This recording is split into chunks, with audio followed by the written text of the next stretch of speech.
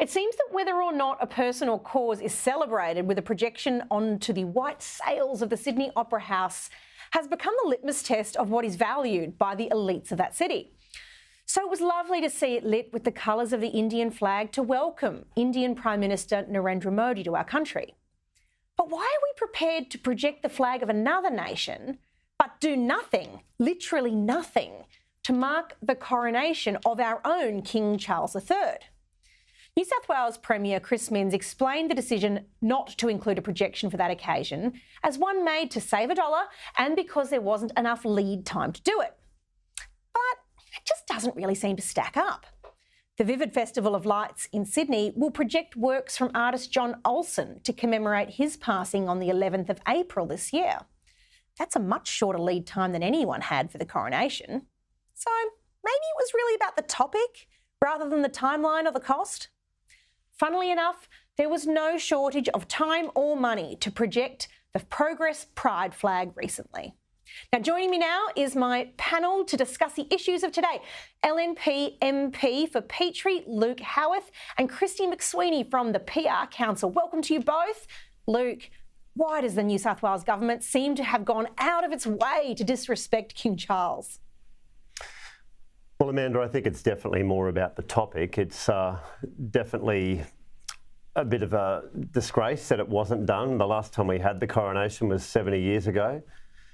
And so to be able to not project that onto the Opera House was a mistake. And I think the New South Wales Premier has a bit of explaining to do, but also the Prime Minister, who's paid for recently the Indian Prime Minister to be projected, but not the coronation, seems a bit of double to speak, so to say. Yeah, good point. Christy, I mean, the excuses that Minns gave are almost more insulting than the act of not lighting up the Opera House. How dumb does he think the public is? I know, it's very silly, isn't it? And you and I and Luke know, all three of us know how quickly governments can move, particularly on making something that requires no public policy consultation whatsoever on decisions when they want to. I will say this, it's a wonderful gesture to our Indian-Australian bilateral relationship. However, the United Kingdom is Australia's second largest source of foreign direct investment by stock level and direct FDI at about $719 billion. India's FDI investment in Australia sits at about $46 billion.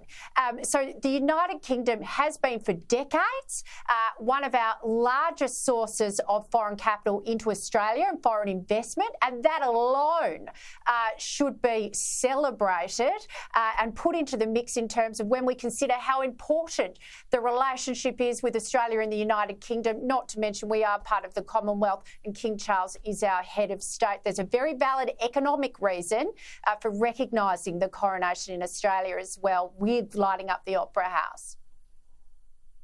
Plenty of good reasons there. Leader of the Opposition, Liberal leader Peter Dutton, has given a long interview in this weekend's Australian outlining the way he and the Coalition are taking policy development really seriously. In it, he said, "I'm not going to lead an opposition which is a small target. We're not going to be over the top or brazen or extravagant. I believe we have to provide significant policy alternatives in the space of energy, in the space of taxation, in the space of welfare reform, in the space of the environment, in the space of resources. Our policies need to target assistance and support to those families and small businesses who are going to be suffering most because of Labor's mismanagement." Luke, this is an encouraging sign that Peter Dutton is being strategic about the timing of releasing policy and using Mr Albanese's honeymoon period wisely. Can you give us a hint at what we might expect the substance of some of those policies to be?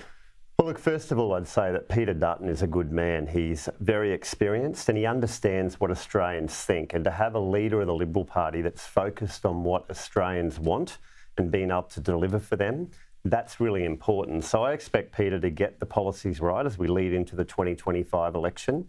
He won't be a small target. We'll put forward a number of policies that benefit Australians. And if we keep focused on them and how it helps Australians under the leadership of Peter Dutton, then we will be very competitive in 2025. And so He's a great leader. He's been able to unite the party, and better than anyone else, he understands what people want, and that's important in politics. I like how I can already see the way he's drawing on the different policy talents of the whole team rather than pretending he's the only guy with the answers. And I think that's a sign of good leadership.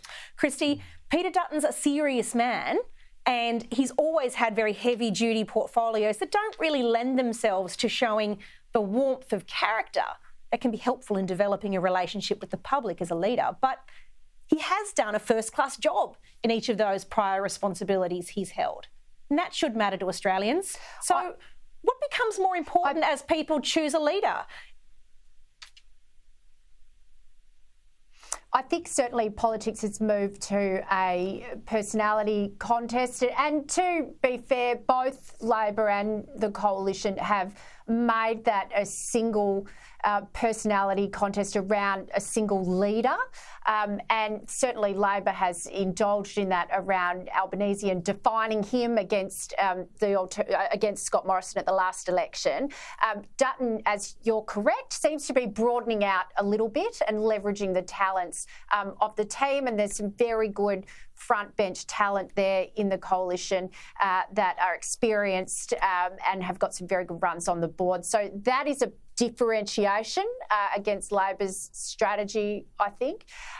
Also, there's some policies there that we haven't talked loudly enough about in the Coalition that are great policies that are announced in the budget in reply speech, things like the ovarian cancer funding, the extension to return mental health funding back on Medicare, some really good things that the women of Australia and the parents and mums and dads and general public of Australia will really resonate with.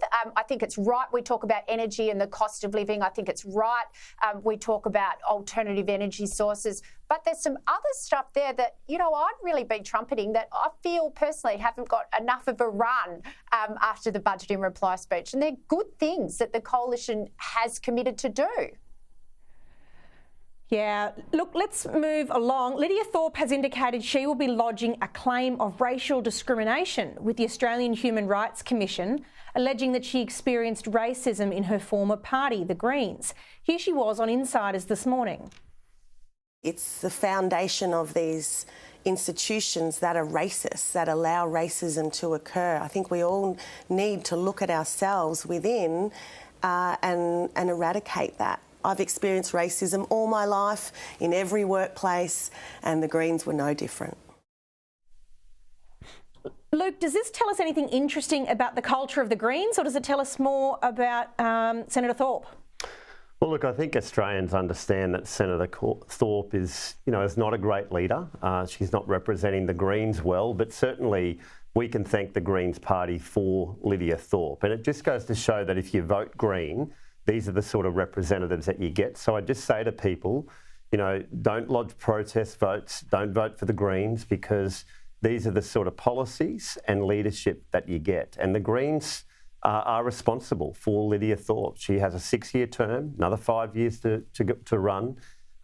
She can't be taken out of the parliament, and her leadership is not fitting of a senator, in my opinion. So the Greens have a lot to answer for, and if she was bullied in her own party as well, they've got further to answer for there as well.